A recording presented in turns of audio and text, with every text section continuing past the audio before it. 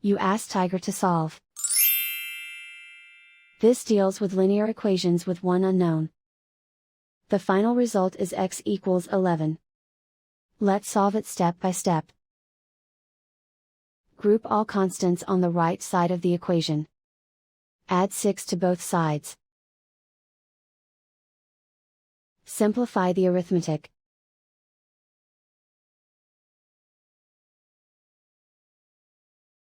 Isolate the x. Divide both sides by 3. Simplify the fraction. Find the greatest common factor of the numerator and denominator. Factor out and cancel the greatest common factor. And so the final result is x equals 11.